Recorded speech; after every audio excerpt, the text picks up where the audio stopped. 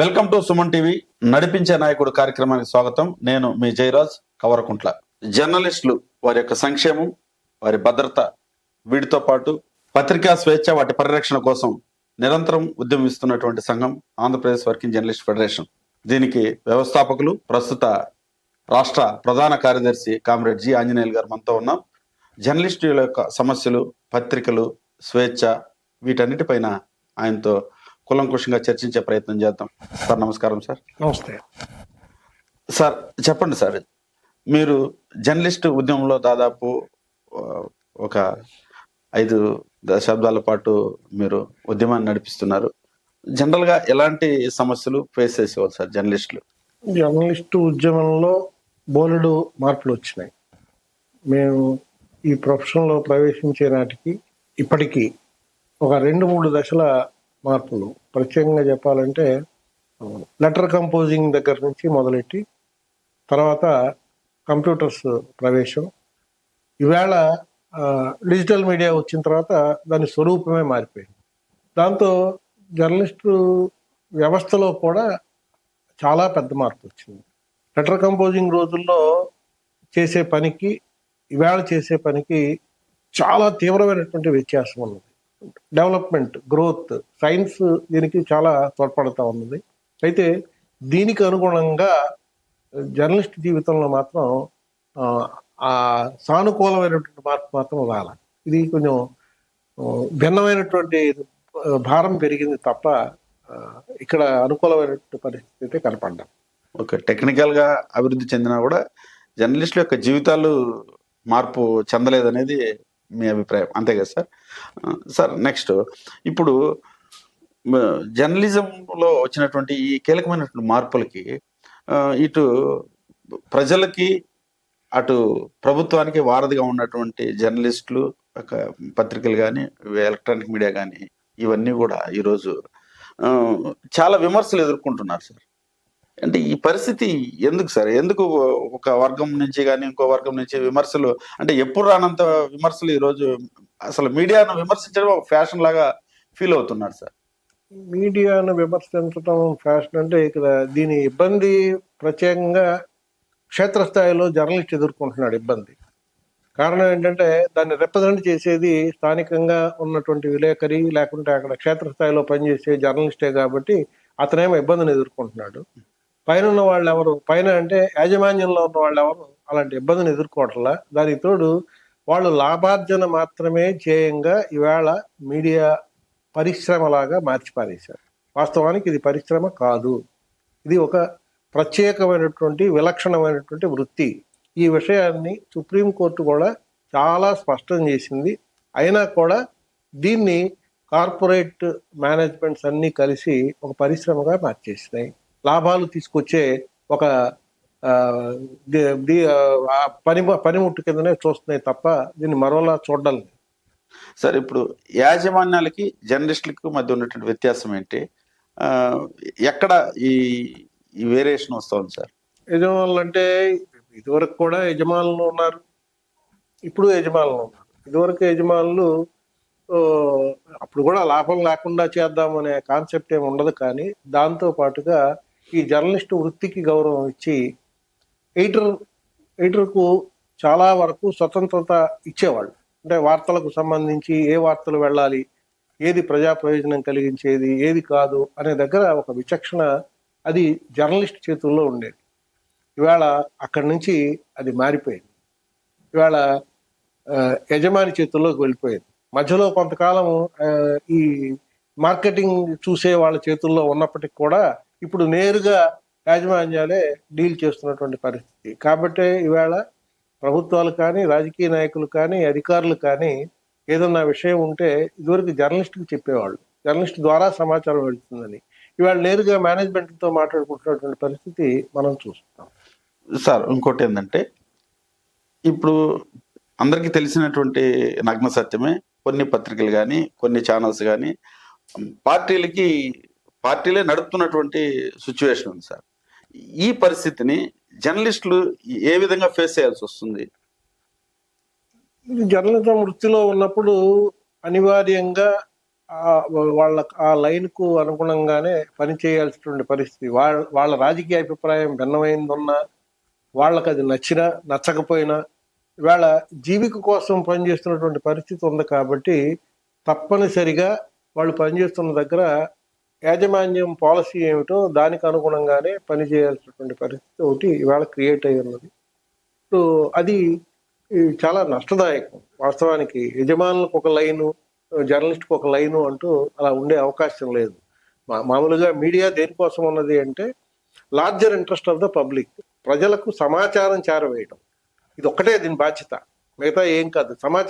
సమాచారం అనగానే ఇవాళ సమాచారాన్ని ఎలా ఎన్ని రకాల ముక్కలు చేయాలో అన్ని రకాల ముక్కలు చేసి ఎవరికి కావాల్సిన సమాచారము లేకపోతే ఎవరికి అవసరమైన మేరకు సమాచారం ఇచ్చేటువంటి ధోరణి ఒకటి వచ్చింది. దాని మూలంగానే జనం విమర్శలు చేస్తున్నా, నాయకులు మాట్లాడేటప్పుడు చులకనగా చూస్తున్నా, వీటన్నిటికీ కారణము అది.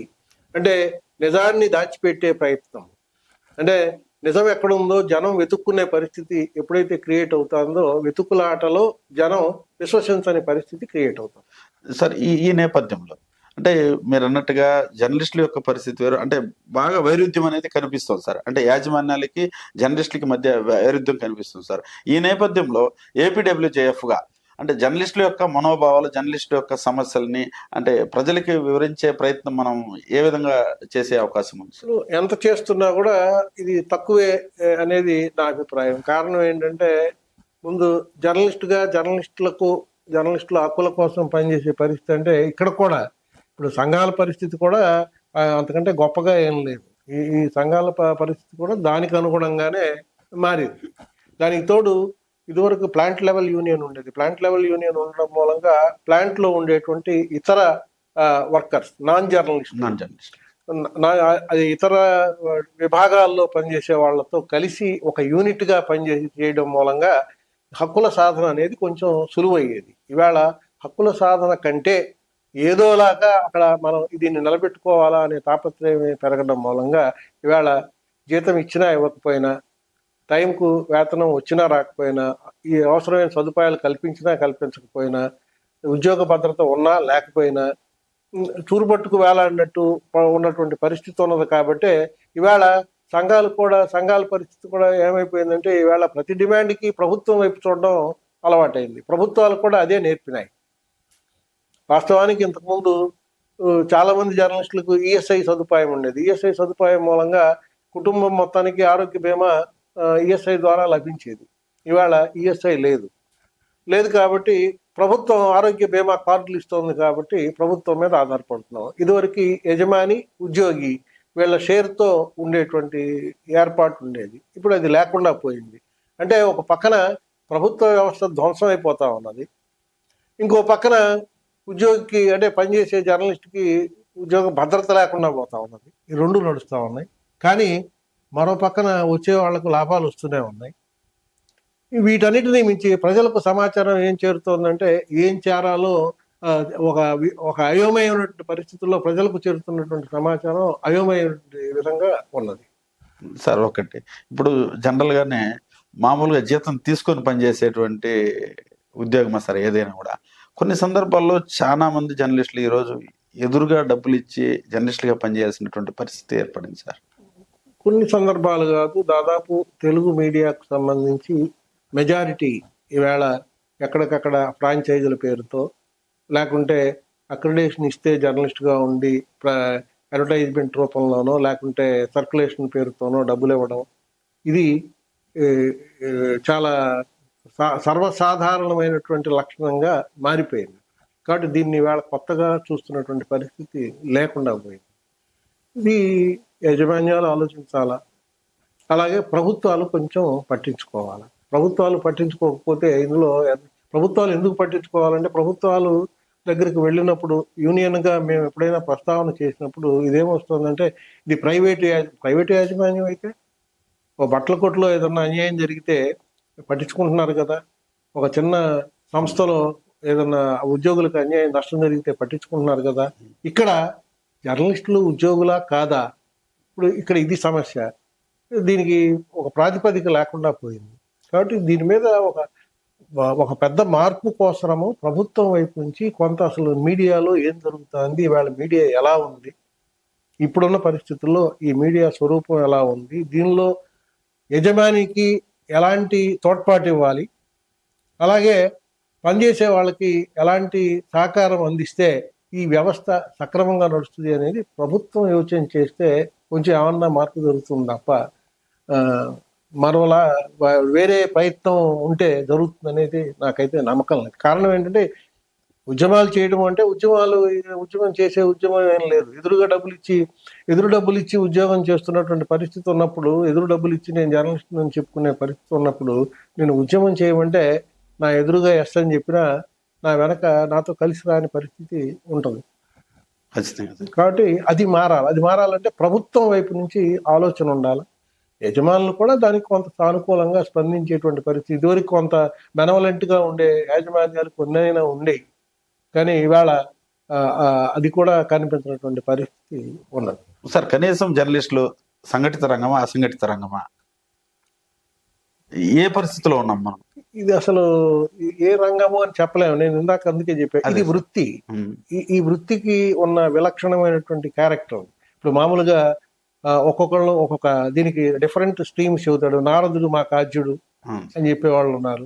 లేకపోతే అంటే పురాణాల నుంచి మేము ఉన్నాం అంటే వార్తాహరులు. ఇప్పుడు వార్తను చేరవేయడానికి ఇదివరకు డబ్బులు అక్కర్లే, ఆ తర్వాత ఇప్పుడు డబ్బులు అవసరమైంది, వ్యవస్థ అవసరమైంది, ఒక పెద్ద యంత్రాంగం అవసరమైంది, దానికి అవసరమైన సాంకేతిక పరిజ్ఞానం అవసరమైంది. ఇవన్నీ అయినప్పుడు ఇందులో పెట్టుబడి ఇన్వాల్వ్ అయినప్పుడు దీని నుంచి లాభాలు ఆశించేటువంటి పరిస్థితి ఉన్నది. ఇది అలా కాకుండా ఇండిపెండెంట్ గా స్వతంత్రంగా పనిచేసేందుకు వీలైన ఏర్పాటు ఉండాలి అంటే ఇది జర్నలిస్టులు సొంతంగా ఏదన్నా చేయగలగాల. సొంతంగా చేయటువంటి జర్నలిస్టులకు అంత శక్తి ఉండదు కదా. అంటే కోఆపరేటివ్ బేసిస్ మీదనో లేకుంటే ప్రభుత్వం తోడ్పాటు ఇచ్చి దీనికి ఒక వ్యవస్థను ఏర్పాటు చేస్తే దీన్ని ఇండిపెండెంట్ గా నడపడానికి, బీబీసీ లాంటి ఆర్గనైజేషన్స్ లాగా నడపడానికి వీలైన వ్యవస్థ ఏదైనా రూపొందితే ఆల్టర్నేటివ్ గా అలాంటి మీడియా వచ్చిన రోజున దీన్ని విశ్వసించేందుకు వీలైనటువంటి ఒక ఏర్పాటు ఉంటుందేమో తప్ప అప్పటిదాకా ఇవాళ ఎవరు విశ్వసిస్తారు అంటే ఇప్పుడు ఏ పక్షంతో ఉన్న వాళ్ళని వాళ్ళు విశ్వసిస్తున్నారు అని అనుకునే ఒక విచిత్రమైనటువంటి పరిస్థితిలో మనం ఉన్నాం. సార్ కింద ఉన్నటువంటి జర్నలిస్ట్ ని యాజమాన్యాలతో పాటు జనం కూడా మీరు పలానా ఛానల్, మీరు పలానా పత్రిక, మీరు పలానా అని చెప్పేసి అని అంతా తోడుగట్టేస్తున్నారు సార్. ఈ పరిస్థితి ఏంటంటే మామూలుగా కూడా గ్రామీణ స్థాయిలో ఇది బాగా వివక్షతకు గురవుతున్నారు. కొన్ని చోట్ల విపరీతమైన దాడులు కూడా జరిగేటువంటి పరిస్థితి ఉంది. ఖచ్చితంగా ఇంకా పెరుగుతాయి. కారణం ఏంటంటే ఇవాళ ఎప్పటికైనా ప్రభుత్వాలు మేలుకోవాలా, జర్నలిస్టులు మేలుకోవాలా, రాజకీయ నాయకులు ఆలోచన చేయాలా, అధికార యంత్రాంగం ఆలోచన చేయాలా. కారణం ఏంటి అంటే యజమాని జీతం ఇవ్వట్లా, కానీ కింద పనిచేస్తున్నటువంటి జర్నలిస్టు, గ్రామీణ స్థాయిలో పనిచేసే జర్నలిస్టు తన కుటుంబాన్ని పోషించుకోవాలా, తాను బతుకుతూ తన కుటుంబాన్ని పోషించుకోవాలా. మళ్ళీ వాళ్ళు అడిగే వాళ్ళు ఫిక్స్ చేసినటువంటి ఆ డిపాజిటో లేకుంటే అడ్వర్టైజ్మెంటో దాన్ని ఫుల్ఫిల్ చేయాలా. ఇవి చేయాలంటే ఎలా సాధ్యము? ఇది ప్రాక్టికల్గా ఏ వృత్తిలోనైనా ఏ ఉద్యోగంలోనైనా ఇలాంటి ఇది ఉంటుందా? ఇది ప్రభుత్వం అందుకే అంటుంది మేము దీని మీద స్టడీ చేసే ప్రయత్నం ప్రభుత్వం చేస్తే తప్ప కుదరదు. లేకపోతే ఇవాళ ఓపెన్ గా జర్నలిస్టుని బ్లాక్ మెయిలర్స్ అనేటువంటి పరిస్థితి ఇవాళ వచ్చింది. అంటే డైరెక్ట్ గా ప్రభుత్వం ఇచ్చే ఇప్పుడు ఒక పక్క యాజమాన్యాలు కూడా చాలా ఎలక్ట్రానిక్ మీడియా కానీ ప్రింట్ మీడియా కానీ చాలా పత్రికలు కూడా మీరు పలానా అడ్వర్టైజ్మెంట్ మీ టార్గెట్ పూర్తి అయితేనే అక్రిడేషన్ మేము లెటర్ ఇస్తాము, లేకపోతే ఇవ్వము అని డైరెక్ట్ గా చెబుతున్నారు సార్ జర్నలిస్టులతో. అంటే ఈ పరిస్థితులన్నీ ఎందుకు వచ్చినాయి సార్? అసలు మిగిలిన రాష్ట్రాల్లో మన రాష్ట్రంతో పోల్చుకుంటే జర్నలిస్టులు ఎక్కువ మంది తెలుగు రాష్ట్రాల్లో ఉన్నారనేది నా ఫీలింగ్ సార్. ఇక్కడ అంత మార్పు, ఇంత విపరీతమైనటువంటి మార్పు, ఈ ధోరణి ఎట్లా? ఇప్పుడు మనము ఆంధ్రప్రదేశ్ అనే పేరులో ఉన్నాం కాబట్టి అక్కడ బాగా ఉన్నాం జర్నలిస్టులుగా. ఇప్పుడు మన బాటలో మిగతా వాళ్ళు కూడా ఒక్కొక్కళ్ళు మెల్లగా వస్తా ఉన్నారు. ఇతర రాష్ట్రాలకు కూడా ఇలాంటి సంస్కృతే మెల్లగా విస్తరిస్తా ఉన్నది. అంటే మనం కొంచెం ముందున్నాం, వాళ్ళు వెనకున్నారు అంతే తప్ప వాళ్ళు కూడా అదే ధోరణిలోకి వస్తున్నారు. కాబట్టి దీన్ని రాష్ట్రంలో ఉండే ప్రభుత్వాలే కాదు, జాతీయ స్థాయిలో కేంద్రంలో ఉండే ప్రభుత్వం కూడా ఆలోచన చేయాలా. కానీ ప్రభుత్వాలు ఆలోచన చేయగలవా అంటే రాజకీయ పార్టీల వైఖరిలో మార్పు రాకుండా వాళ్ళు ఆలోచన చేస్తారని అనుకోవట్లా. ఇది దేనికి దారి తీస్తుంది అంటే మరింత నష్టం జరగడానికి, సొసైటీలో ఈ డిస్పారిటీస్ మరింత పెరగడానికి దోహదం చేస్తుంది తప్ప మరొకటి కాదు. ఆలోచన ఖచ్చితంగా జరగాలి, మార్పుకు నాంది ఎక్కడో ఒక దగ్గర పలకాల, పలికితేనే కొంచెమైనా బెటర్ సిస్టమ్ క్రియేట్ కావడానికి ఒక ప్రయత్నం మొదలవుతుంది, లేకపోతే సాధ్యం కాదు. ప్రెస్ కౌన్సిల్ ఆఫ్ ఇండియా ఇలాంటి సంస్థలన్నీ కూడా ఎక్కడి వరకు దీనిపైన ఫైట్ చేస్తున్నాయి, ఎక్కడి వరకు వచ్చి ఆగింది సార్? ప్రెస్ కౌన్సిల్ అది దానికి ఏమీ శక్తి లేదు. టీచర్స్ పాస్ చేయడం తప్ప, ఊరికే ఆదేశము నువ్వు ఇది తప్పు చేసావు అని చెప్పడం వరకే. తప్పు చేసిన వాడికి శిక్ష లేదు, ఆయన తప్పు చేయకుండా చూడడానికి వీలైనటువంటి శక్తి ప్రెస్ కౌన్సిల్కి లేదు. రెండోది, ఈ ప్రెస్ కౌన్సిల్ కూడా ఎలా ఉన్నది అంటే గతానికి ఇప్పటికి కూడా కనీసం ఇదివరకు ప్రెస్ కౌన్సిల్ అంటే భయపడే పరిస్థితి ఉన్నది. ఇవాళ అలాంటిది లేదు. ఇప్పుడు ప్రింట్ మీడియాకి సంబంధించి ప్రెస్ కౌన్సిల్ ఉంటే దానికి బ్రాడ్కాస్టర్స్ అసోసియేషన్ ఉన్నది. బ్రాడ్కాస్టర్స్కు వెళ్ళిన కంప్లైంట్లు కూడా వాటి మీద ఈ మధ్య నేను ఎక్కడో చదివాను. బ్రాడ్కాస్టర్స్కు వెళ్ళిన కంప్లైంట్స్ మీద కనీసము పట్టించుకోనటువంటి పరిస్థితి ఉన్నది. మీ దానిలో అంటే ఈ ఛానల్స్లో ఇలా వస్తున్నాయి అంటే వాటిని కనీసం కన్సిడర్ చేయట్లేదు, కానీ మీరు తప్పు చేశారు అనే కూడా అనటువంటి పరిస్థితి ఉన్నది. అంటే ఈవేళ మీడియా జోలికి వస్తే ఎలాగా అనేటువంటి పరిస్థితి. కారణం ఏంటంటే ఓ దగ్గర అధికార పక్షంతో ఉంటే ఇంకో దగ్గర ప్రతిపక్షంతో, మొత్తం మీద ఏదో ఒక రాజకీయ పక్షంతో కలిసి ప్రయాణం చేయటం మూలంగా జరుగుతున్నటువంటి అతిపెద్ద నష్టం, దేశానికి జరిగే నష్టం ఇది. సార్, ఈ మధ్య విపరీతమైనటువంటి కేసులు అంటే జర్నలిస్టుల పైన పెరిగాయి అనేది ఒక ఇది సార్. ఇందులో ఏంటంటే జర్నలిస్టు వార్త రాసేటప్పుడు సోర్స్ని పోలీస్ డిపార్ట్మెంట్ కానీ అదర్ డిపార్ట్మెంట్ కానీ సోర్స్ని అడుగుతున్నారు సార్. అసలు ఈ పద్ధతి కరెక్ట్ అంటారా? అంటే ఇదివరకు కోర్టుల్లో ప్రస్తావన వస్తే సోర్స్ చెప్పడం అనేది ఇది వృత్తి నిబంధనకు విరుద్ధం కాబట్టి సోర్స్ చెప్పమని చెప్పి శిక్షలు అనుభవించే జర్నలిస్టులు ఉన్నారు. సోర్స్ చెప్పడం అనేది ఇవాళ దాన్ని అలా కాకుండా ప్రభుత్వాలే ఇవాళ రకరకాల చట్టాలు తెచ్చినాయి. అంటే ఒకదానికొకటి పరస్పర విరుద్ధమైనటువంటి చట్టాలు. ఉదాహరణకి right to information act, RTI చట్టమేమో మొత్తం పారదర్శకంగా ఉండడానికి ఏం చేయాలో అవన్నీ చెప్తా ఉన్నది. ఇంకో పక్కన digital personal data protection act, ఇదేమో అన్నింటినీ ఎక్కడికక్కడ దాచిపెట్టాలా అని ఈ చట్టం చెబుతా ఉంది. ఈ చట్టానికి అది కాంట్రరీ. అలాగే వ్యక్తి స్వేచ్ఛ, వ్యక్తికి ఉండే ఇబ్బంది వాటే వ్యక్తికి ఉండే దాన్ని గోప్యతని ఖచ్చితంగా పాటించాల్సిందే జర్నలిస్టు. కానీ ఆ వ్యక్తి ఒక అధికారి, ఒక రాజకీయ నాయకుడు, ఒక రాజకీయ అంశము, లేకుంటే ఒక ప్రభుత్వానికి సంబంధించిన అంశము ఇలాంటివి రాసినప్పుడు అక్కడ ఈ యాక్ట్ అప్లై చేసి ఇవాళ వాటిని తీసుకొచ్చి కేసులు పెట్టే పరిస్థితి కనిపిస్తా ఉన్నది. వాటి దగ్గర అవినీతి జరిగింది అంటే నేను చిన్న ఉదాహరణ చెప్తాను. ఒక పోలీస్ స్టేషన్లో అవినీతి జరిగింది అని చెప్పి ఒక వార్త 10 పత్రికల్లో వచ్చింది ఓ జిల్లాలో.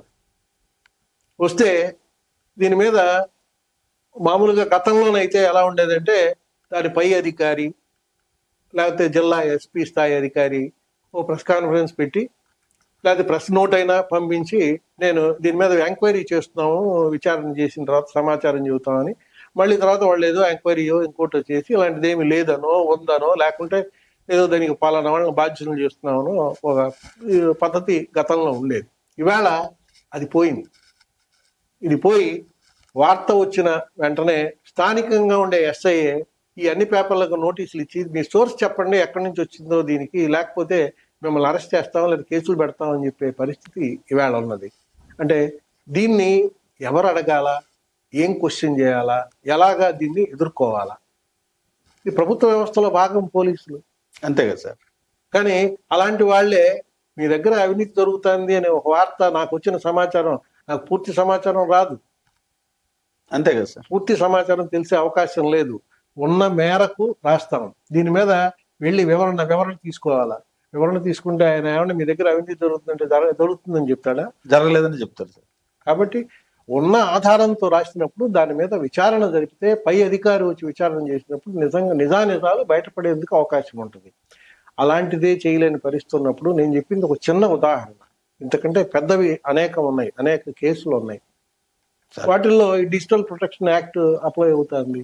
దీని మీద ఎడిటర్స్ గిల్డ్ కేంద్ర ప్రభుత్వానికి, కేంద్ర ప్రభుత్వంలో ఉండే ఈ ఐటీ విభాగానికి, ఐటీ మంత్రిత్వ శాఖకి ఒక 35 ప్రశ్నలు వేశారు. అయ్యా, ఈ పర్సనల్ డేటా ప్రొటెక్షన్ యాక్ట్ మూలంగా జర్నలిస్టుల వృత్తి నిర్వహణకు ఇబ్బంది కలుగుతుంది, వీటి మీద మాకు ఎగ్జంప్షన్ అన్నా ఇవ్వండి, లేదు వీటి మీద మేమేం అనుసరించాలో ఆ గైడ్ లైన్స్ అయినా చెప్పండి అని. గైడ్ లైన్స్ చెప్పలేదు, మార్పులు చేయలేదు, చట్టాన్ని యాజ్ ఇట్ ఈజ్ గా రిలీజ్ చేశారు.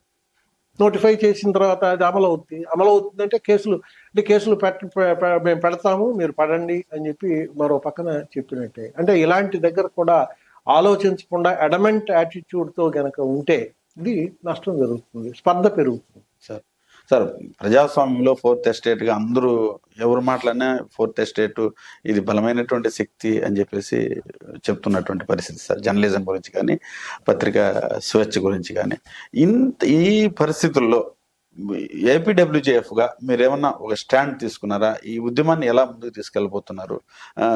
ఏమేమి విషయాలపైన జర్నలిస్టులకు కానీ అవగాహన కానీ, అదేవిధంగా ప్రభుత్వాలకి మన సమస్యలు చెప్పడం కానీ క్లుప్తంగా ఒక 2 విషయాలు చెప్పండి. అంటే ఇది నేను ఇందాకనే చెప్పే వేళ ఉన్నదానిలో బలంగా ఉన్నాము అంటే మాతో 7,000 మంది ఉన్నారు ఈ రాష్ట్రంలో, కాబట్టి బలంగా ఉన్నాం అని చెప్పడానికి ఏమీ సందేహం లేదు. కానీ మరో పక్కన బలహీనంగా కూడా ఉన్నాం. బలహీనంగా ఎదుర్కొన్నామంటే ఇప్పుడు ఈ చెప్పిన యాజమాన్యాలు, ప్రభుత్వ వైఖరి, లేకుంటే సమాజంలో ఉన్నటువంటి పరిస్థితులు, వీటన్నిటి మూలంగా బలమైనటువంటి ఉద్యమాలు నడిపేందుకు వీలైనటువంటి పరిస్థితి లేని ఒక అట్మాస్ఫియర్ ఉన్నది. కాబట్టి దీన్ని ఫేస్ చేయడానికి ముందు మా సభ్యుల్నే మేము మోటివేట్ చేసే ప్రయత్నము, చైతన్యపరిచే ప్రయత్నం చేయటము, అలాగే వాటిని ఎడ్యుకేట్ చేసే ప్రయత్నం చేయటం, మన వృత్తిని మనం ఎలా అమలు చేయాలి, మనం చేసేటప్పుడు వచ్చే ఇబ్బందుల్ని ఎలా ఫేస్ చేయాలి అనేది, కేసులు వచ్చినా, దాడులు జరిగినా, అలాగే మరో పక్కన నిరంతరము అధ్యయనం, నేర్చుకునే ప్రయత్నం, కొత్తగా వచ్చే అంశాలను దృష్టిలో పెట్టుకొని ఏమి రాయాలా, ఏమి చూపించాలా, ఈ 2 ప్రాపర్గా గనక లేకపోతే ఈ వృత్తికి న్యాయం చేయలేము. ఇలాంటిది చేసినప్పుడు మాత్రమే సాధ్యం. దానికి తోడు సోషల్ మీడియా వచ్చిన తర్వాత ఇది ఓ పక్కన ఇది ప్యారలల్ మీడియానా, లేకుంటే ఉన్న ట్రెడిషనల్ మీడియాకు పోటీనా, లేకుంటే లేదు వాళ్ళు మంచి సమాచారం ఇస్తున్నారు, అక్కడక్కడ గాసిప్ ఎక్కువ ఉన్నా కూడా వాళ్ళు ఇస్తున్న దానిలో కూడా ఇది ఫాస్ట్ గా కూడా ఉన్నది, వెంటనే సమాచారం. ఎందుకంటే కారణం వాళ్ళు సోషల్ మీడియా అనగానే తనకు తెలిసిన సమాచారం వెంటనే బయట ప్రపంచానికి చెప్పే పరిస్థితి ఉన్నది. అంటే అసలు ఈవేళ మీడియా స్వరూపం మారింది. ఈవేళ దానికి తోడు సోషల్ మీడియా ఎమర్జెన్సీ మూలంగా ఈవేళ చెప్తున్న సాంప్రదాయ మీడియా ప్రభావం తగ్గుతా ఉన్నది, అందులో ఏం సందేహం లేదు. ఈవేళ రాజకీయ నాయకులు కూడా ఈ సాంప్రదాయ మీడియా కంటే సోషల్ మీడియా ప్లాట్ఫామ్స్ ని ఎక్కువ విశ్వసించేటువంటి పరిస్థితి వస్తూ ఉన్నది. అలాంటిది వస్తే ఏం చేయాలి? ఇది మా ముందు కూడా ఇది పెద్ద సవాలు. కారణం ఏంటంటే దీన్ని వృత్తిగా స్వీకరించి దీనిలో కొన్నేళ్ల తరబడి ఇందులోనే జీవికను కొనసాగిస్తూ ఉన్నవాళ్ళు దీన్ని ఎలా ఫేస్ చేయాలా, అంటే వృత్తిపరమైనటువంటి సవాల్ని ఫేస్ చేయాలా, వృత్తిగా కొనసాగించేందుకు వీలైన ఏర్పాటు ఉండాలి. వీటికి ఖచ్చితంగా ఎక్కువ కష్టపడి చేస్తేనే ఇది సాధ్యం తప్ప ఏదో సింపుల్గా మేము అన్నీ చేసేస్తాం అనే మాట, లేకుంటే లేదు మేము ఏమి మాకు సమస్యలు కాదు అనేది లేదు. ముందు చాలా పెద్ద సవాళ్ళు ఉన్నాయి. వాటిని ఎదుర్కోవడానికి మాకు తోడ్పాటు ఇవ్వాల్సింది మళ్ళీ మేము ఇప్పుడు ఎవరినైతే విమర్శ చేస్తున్నామో అదే రాజకీయ పక్షాలు తోడ్పాటు ఇవ్వాలా, అదే అధికార యంత్రాంగం తోడ్పాటు ఇవ్వాలా, అదే జ్యుడిషియరీ తోడ్పాటు ఇవ్వాలి. వీళ్ళందరి తోడ్పాటు ఉంటేనే మేము ఇంతకంటే బెటర్ సిస్టమ్ని ఎవాల్వ్ చేయడానికి మా వంతు ప్రయత్నం మేము చేయగలం. ఈ చేసే దానిలో అటు ప్రభుత్వంలో అధికారంలో ఉండే రాజకీయ పార్టీలు, ప్రతిపక్షంలో ఉండే రాజకీయ పార్టీలు, మరో పక్కన అధికార వ్యవస్థ వాళ్ళు అందించే సహకారము ప్రాపర్గా ఉంటే ఇది ఇంతకంటే బెటర్గా చేయడానికి డెఫినెట్గా ఆల్టర్నేటివ్ మీడియా ఇవాళ ప్రజలకు అవసరమైన సమాచారం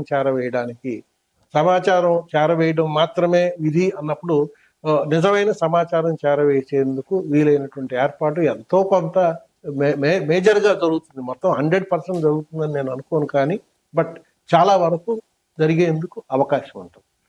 అది మాత్రమే సాధ్యం తప్ప మరొకటి కాదు. అదే సార్, యాజమాన్యాలు వేరు, జర్నలిస్టులు వేరు. ఇది పౌర సమాజం గుర్తించాల్సిన అవసరం అయితే ఉంది. ఖచ్చితంగా ప్రభుత్వం గుర్తించినా గుర్తించకపోయినా, లేకపోతే అధికార ప్రజల దగ్గరకు మనం ఇంకా ఎక్కువగా చెప్పకపోతే, నేను ఇందాక మీరు ప్రస్తావన చేసిన ఇప్పుడు బ్లాక్మెయిల్ అనే పేరు ఇవాళ, ఒకప్పుడు విలేకరి వస్తే జర్నలిస్ట్ అంటే గౌరవంగా చూసేటువంటి పరిస్థితి నుంచి ఇవాళ విలేకరు వస్తున్నాడు, మనల్ని ఏదో అడుగుతాడు, లేకపోతే ఇతనికి ఏదో చేయాలా అనేటువంటి ఒక ధోరణి ఇవాళ పెరుగుతుంది. అంటే దానికి కారణం అక్కడ ఎదురుగా కనపడే విలేకరి కాదు, దీని వెనక్కి ఉన్నటువంటి ఒక పెద్ద వ్యవస్థ. ఆ వ్యవస్థ మొత్తం దానిలో మార్పు వస్తేనే ఇది సాధ్యం అనేది జనానికి చెప్పాలా. అలాగే ఇది మారాలి కదా. ఇటు ఇది మారాలా, అక్కడ జనానికి చెప్పాలా. జనం తోడ్పాటు అన్నిటి మించి, నేను ఇందాక వాళ్ళందరి సహకారంతో పాటు జనం తోడ్పాటు కూడా అవసరం. జనం తోడ్పాటు ఉన్నప్పుడే అది సాధ్యం తప్ప మరొకటి కాదు. ప్రజల సహకారం లేకుండా ఇవేమి కొనసాగడం సాధ్యం కాదు. సరే, ఇందులో భాగంగానే మనం మీరు అన్నట్టుగా ఈ సంఘాలు వీటికి అన్నిటికీ సంబంధించి కూడా మన లేబర్ కోడ్ బిల్ అనేది ఒకటి ఇంప్లిమెంట్ అయింది. దాంట్లో ఏ విధంగా మనం జర్నలిస్టులుగా నష్టపోయేటువంటి అవకాశం ఉంది సార్? లేబర్ కోడ్లు జర్నలిస్టులకు పూర్తిగా నష్టం చేస్తాయి, ఇందులో ఏం సందేహం లేదు. 4 లేబర్ కోడ్లు తీసుకొచ్చారు. రేపు ఫిబ్రవరి అండ్ మార్చి అంటే ఒక్కొక్కటి 4 కోడ్లు ఉన్నాయి. 4 కోడ్లు ఒకటి ఆల్రెడీ లాంచ్ అయిపోయింది, ఇంకో 3 ఫిబ్రవరిలో లాంచ్ అవుతాయి. ఫైనల్ 4వది మార్చి లోపల అన్ని 4 కోడ్లు నోటిఫై అయిపోయినట్టు, అంటే అమల్లోకి వచ్చేస్తాయి. వాస్తవానికి జర్నలిస్టులకు 2 చట్టాలు ఉన్నాయి. Working journalist act 1955, payment of wages act 1958. ఈ 2 చట్టాలు ఉన్నాయి. ఈ 2 చట్టాలు జర్నలిస్టులు అంటే ప్రింట్ మీడియాలో పనిచేసే జర్నలిస్టులకు సంబంధించి మేము అసలు దీని మీద ఒక పెద్ద ఫైట్ చాలా ఏళ్లుగా అన్ని సంఘాలు చేస్తున్నాయి. మేమే కాదు, మాతో పాటు ఇతర సంఘాలు కూడా చేస్తున్నాయి. మీడియా మొత్తాన్ని ఒక చట్టం కిందకు తీసుకొచ్చి వర్కింగ్ జర్నలిస్ట్ యాక్ట్ పరిధిలోకి తీసుకొస్తే ఈ మొత్తం మీడియా ఈ చట్టం పరిధిలో పనిచేస్తుంది. అలాగే ప్రెస్ కౌన్సిల్ మార్చి మీడియా కౌన్సిల్ గా మార్చండి. మీడియా కౌన్సిల్ అందరినీ అంటే మొత్తం దేశంలో ఉండే అన్ని రకాల మీడియాని ఒక చట్టం కిందకు తీసుకొచ్చి ఒక చట్ట పరిధిలోకి తీసుకొచ్చి వాళ్ళకి సదుపాయాలు, జీవనము, ఇందులో మీడియాలో పనిచేసే వాళ్ళు జర్నలిస్టులే కాదు, నాన్ జర్నలిస్టులు అందరికీ ఈ చట్ట పరిధిలోకి తీసుకొస్తే రక్షణ ఉంటుంది అనేది మేము చెబితే, ఇప్పుడు అది పోయి ఉన్న చట్టాన్ని తీసేశారు. ఉన్న చట్టాన్ని తీసేయడం మూలంగా తీసేసి మేము అంతకంటే ప్రొటెక్షన్ ఇచ్చామని చెప్తున్నారు. ఎక్కడ ఏ ప్రొటెక్షన్ ఉందో తెలియదు. ఇవాళ అందులో సోషల్ మీడియా ఎమర్జ్ అయిన పరిస్థితుల్లో ఇవాళ ఉన్నదానికి యజమానులకు మేలు చేయడానికి తెచ్చారు అనేది మేము మా సంఘంగా అభిప్రాయపడుతున్నాం. ఆంధ్రప్రదేశ్ వర్కింగ్ జర్నలిస్ట్ ఫెడరేషన్, లేకుంటే మా జాతీయ సంఘం నేషనల్ అలయన్స్ ఆఫ్ జర్నలిస్ట్ చాలా స్పష్టంగా ఇదే అభిప్రాయంతో ఉన్నాం. కాబట్టి మీరు కూడా కారణం ఏంటంటే దీని మీద సుప్రీంకోర్టు మజీతియా వేజ్ బోర్డు అమలుకు సంబంధించి సుప్రీంకోర్టులో కేసు నడుస్తున్న పరిస్థితుల్లో సుప్రీంకోర్టు కామెంట్ చేసింది. అప్పుడు మేనేజ్మెంట్ తరఫున ఈ వర్కింగ్ జర్నలిస్ట్ యాక్ట్ రద్దు చేయమని చెప్పేసి వాళ్ళ పిటిషన్ వాళ్ళ వైపు నుంచి అప్పీల్ చేస్తే, ఇందాక నేను చెప్పిందే, నేను కోర్టు చెప్పిన మాటనే నేను ప్రస్తావన చేశాను. జర్నలిస్టు వృత్తి విలక్షణమైనది, ప్రత్యేకమైనది కాబట్టి దీనికి సంబంధించిన చట్టాన్ని రద్దు చేయాల్సిన అవసరం లేదు. ఇది షుగర్ బోర్డు లాంటిదో, జూట్ బోర్డు లాంటిదో కాదు అని చాలా స్పష్టంగా సుప్రీంకోర్టు చెప్పింది. ఇది చెప్పిన తర్వాత సుప్రీంకోర్టు మాటను గౌరవించైనా వర్కింగ్ జర్నలిస్టులని దీని నుంచి మినహాయించి ఉండాలా. కానీ మినహాయించకపోగా వీళ్ళకున్న 2 చట్టాలను కూడా తీసుకొచ్చి వాటిని కూడా తీసేశారు. అంటే వీళ్ళకు కూడా రక్షణ లేకుండా చేశారు మిగతా కార్మిక వర్గంతో. కాబట్టి మేము కార్మికులమే, మేమేమి భిన్నమైన వాళ్ళం అనుకోవట్ల. పని వాళ్ళు అంటే ఏ పని చేసేవాడైనా కార్మికుడే. కాబట్టి మేము కూడా జాతీయ స్థాయిలో కార్మిక సంఘాలు చేపట్టే ఆందోళనలో, లేబర్ కోడ్లకు వ్యతిరేకంగా చేసే ఆందోళనలో మేము కూడా భాగస్వామ్యం అవుతాం, అందులో ఏం సందేహం. Sir, thank you sir. ఇదే అండి ఈరోజు జర్నలిస్టులు, media, electronic media, print media పేరుతో వస్తున్నటువంటి మార్పులు, ఉన్నటువంటి సమస్యలు, వాటి పరిష్కార మార్గాలన్నీ కూడా ఏపీడబ్ల్యూజేఎఫ్ రాష్ట్ర ప్రధాన కార్యదర్శి జి ఆంజనేయులు గారు చాలా స్పష్టంగా వివరించారు. వారికి మరోసారి కృతజ్ఞతలు తెలియజేస్తున్నాం సార్. ధన్యవాదాలు. Thank you sir.